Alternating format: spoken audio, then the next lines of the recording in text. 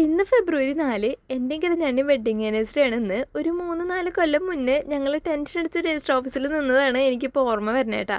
കിരഞ്ഞേട്ട ഇല്ലാണ്ട് ഫസ്റ്റ് ടൈമാണ് ഞാൻ അമ്പലത്തേക്ക് വെഡ്ഡിങ് ആനിവേഴ്സറിയുടെ അന്ന് വരുന്നത്. സാധാരണ ഞങ്ങൾ ട്രിപ്പാണ് പോവാറ്. അപ്പോൾ പിന്നെ എന്തായാലും ഒറ്റയ്ക്ക് വരണ്ടാന്ന് വിചാരിച്ച് എൻ്റെ നാത്തൂനും കൂടിയും കൈ പിടിച്ചിട്ടുണ്ടായിരുന്നു. ഞാനാണെങ്കിൽ സിന്ദൂരം അധികം തൊടാത്ത കൂട്ടത്തിലാണ്. ഇതേപോലെ ട്രഡീഷണൽ ആയിട്ട് എവിടേക്കെങ്കിലും പോകുമ്പോഴാണ് ഞാനിങ്ങനെ സിന്ദൂരമൊക്കെ തൊടാറുള്ളൂ. അതും എനിക്ക് കിരഞ്ഞേട്ടൻ തൊട്ട് തരുന്നതാണ് എനിക്ക് കുറച്ചുകൂടി ഇഷ്ടം കേട്ടോ. അതുകൊണ്ട് ഞാൻ തൊടൽ സ്വതവേ കുറവാണ്. അപ്പം ഇന്നെന്തായാലും ഞാൻ തൊടാമെന്ന് വിചാരിച്ചു. വെഡ്ഡിങ് ആനിവേഴ്സറിയൊക്കെ ആണല്ലോ. പിന്നെ കിരഞ്ഞാണ്ണെ കാത്തിരുന്ന് നൈറ്റാണ് നമ്മൾ കേക്ക് മുറിച്ചത്. കാത്തിരുന്ന് കണ്ണ് കഴിച്ചു എന്ന് വേണം പറയണമെങ്കിൽ.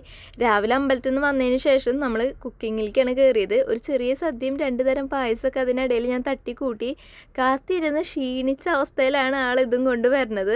അതുകൊണ്ട് എങ്ങനെയും ഫുഡ് കഴിച്ച് കിടന്നാൽ മതി എന്നായിരുന്നു അന്നത്തെ ദിവസം ഉണ്ടായിരുന്നത്. എല്ലാ പ്രാവശ്യവും ട്രിപ്പ് പോണ കാരണം ഇപ്രാവശ്യം ഒന്ന് വെറൈറ്റി ആക്കാൻ വിചാരിച്ച് നമ്മൾ വീട്ടിൽ തന്നെയാണ് ആഘോഷിച്ചത്. പക്ഷേ ആൾക്ക് ജോലിയുള്ള കാരണം നമുക്ക് ലീവൊന്നും പ്രത്യേകിച്ച് കിട്ടിയില്ല. ഇതെല്ലാം കഴിഞ്ഞ് നമ്മൾ പെട്ടെന്നൊന്ന് ഫുഡെല്ലാം കഴിക്കുന്നുണ്ട്. 2 തരം പായസം, സേമിയും പാലടയൊക്കെ ആയിരുന്നു. നൈറ്റ് കുറേ നേരം വൈകി കഴിക്കണ കാരണം തന്നെ എങ്ങനെയും ഉറങ്ങിയാൽ മതി എന്നായിരുന്നു മുഖത്തിട്ടാ. അപ്പോൾ ഇതൊക്കെയായിരുന്നു വെഡ്ഡിങ് ആനിവേഴ്സറി വിശേഷങ്ങൾ. അപ്പോൾ അടുത്ത വീഡിയോ ആയിട്ട് കാണാൻ ടാറ്റാ.